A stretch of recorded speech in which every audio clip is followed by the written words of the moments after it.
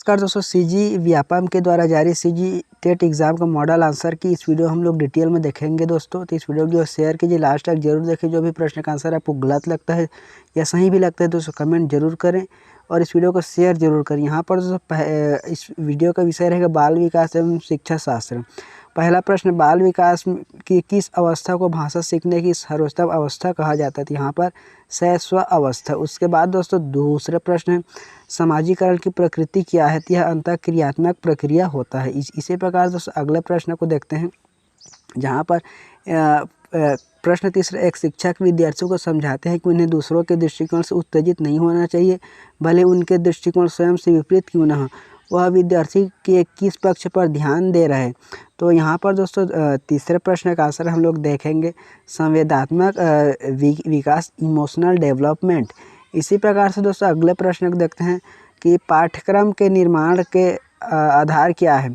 तो यहाँ पर शिक्षा का उद्देश्य, सामाजिक आवश्यकता है। तो इनमें से आंसर है उपयुक्त में से ए और बी दोनों रहेंगे। इसी प्रकार दोस्तों अधिगमन यानी the example of lowest form of learning is.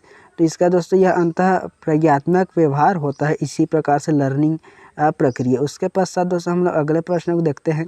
छठवें प्रश्न में, एक कक्षा शिक्षण अधिगमन अंतः क्रियाओं को सुधारने हेतु निम्न में से कौन सा रणनीति उत्तर किशोर अवस्था के विकास से संबंधित है?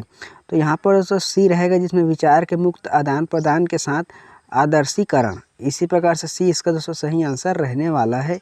तो दोस्तों अगले प्रश्न को देखते हैं, जीन पियाजे के अनुसार किस अवस्था में भाषा विकास एवं संप्रेषणशीलता का सर्वाधिक विकास होता है?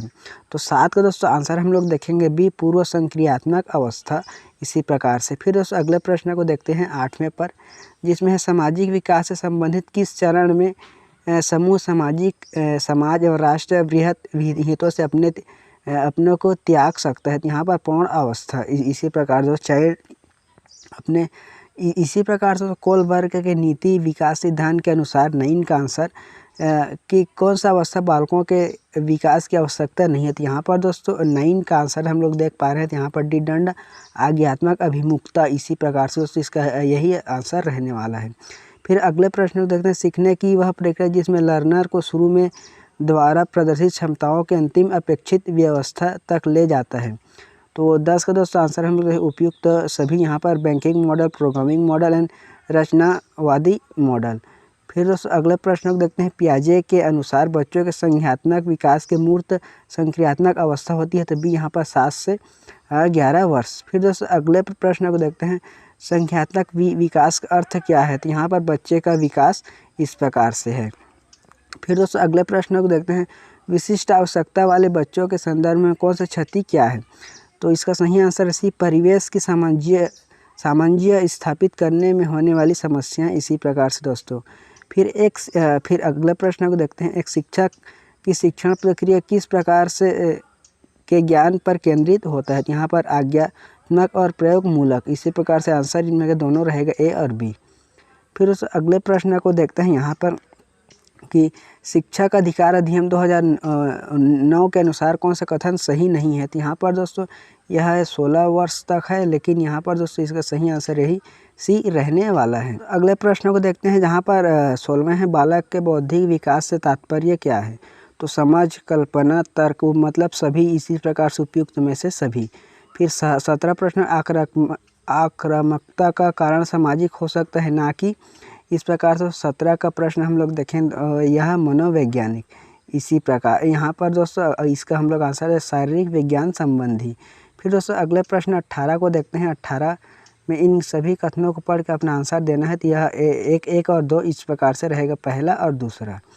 फिर दोस्तों अगले प्रश्न से, रूपा की आंखों में कार्निया सूख गई है, इसे दिखाई देना बंद हो गए हैं, आप इसे किस समूह के अंतर्गत रखा जाएंगे? तो यह अपंगता के अंतर्गत रखना पड़ेगा। इस प्रकार दोस्तों अगला प्रश्न देखते हैं, विशेष आवश्यकता वाले बच्चों के लिए समावेशी शिक्षा का प्रयोजन रखा गया है, जिसका मुख्य उद्देश्य क्या है? यहाँ पर दोस्तों सी रहेगा, जीवन की सामान्य प्रक्रियाओं से तालमेल बिठाकर सिखा सकें।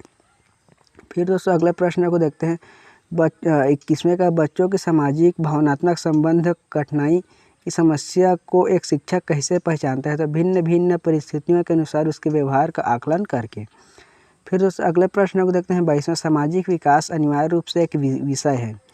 यह सामाजिक व्यवस्था के उद्देश्यों के साथ स्वयं के उद्देश्य का एकीकरण। इसी प्रकार दोस्तों अगले प्रश्न को देखते हैं, जहाँ पर है कि B.F. स्किनर के अनुसार बच्चों के भाषाई विकास निम्न में से कौन सा परिणाम है। तो यहाँ पर अनुकरण, पूर्वबलन। इसी प्रकार से फिर अगले प्रश्न को देखते हैं, अच्छा अधिगमन निर्भर करता है छात्रों की सक्रिय रुचि पर। फिर दोस्तों अगले प्रश्न को देखते हैं, सीखने की प्रक्रिया जिसे बच्चा न ज्ञान को अपने पुराने स्कीमा में सम्मिलित करे। तो यहाँ पर समायोजन। इस प्रकार से 25 का आंसर रहने वाला है। फिर अगले प्रश्न, बच्चे को दिया गया ऐसा कार्य जो उसके स्तर से थोड़ा अलग हो तो बेहतर जुड़े सीखने। तो यहाँ पर दोस्तों डी। इस प्रकार से सम्मिश्र विकास का क्षेत्र। फिर दोस्तों अगला प्रश्न, स्कैफोल्डिंग से तात्पर्य वह कार्य बालक से है। तो इसका आंसर मित्रों की मदद से कर पाता है। इसी प्रकार से अगले प्रश्न, बुद्धि एवं विकास को प्रभावित करने का कारक क्या है। तो यहाँ पर उपयुक्त तो सभी हैं, आनुवंशिक, भौतिक दशाएं, सामाजिक एवं सांस्कृतिक दशाएं। फिर उस अगला प्रश्न, मिट्टी से खिलौने बनाने के दौरान एक बालक को अपने कौन से कौशलों को विकास करने का अवसर मिलेगा। तो उपयुक्त में से सभी स्थूल, सूक्ष्म गत्यात्मक। इस प्रकार से फिर लास्ट प्रश्न अंतिम को देखते हैं, मूर्त परिस्थिति के माध्यम से समझने लग जाना निम्न में कौन सा अवस्था से संबंधित है। तो यह बाल्यावस्था में बौद्धिक विकास से संबंधित। तो दोस्तों इस प्रकार से आंसर है। इसमें आपको जो भी प्रश्न का आंसर गलत लगा हो दोस्तों कमेंट करें। अगर अच्छा लगा हो तो फिर भी कमेंट करें और इस वीडियो को शेयर ज़रूर करें।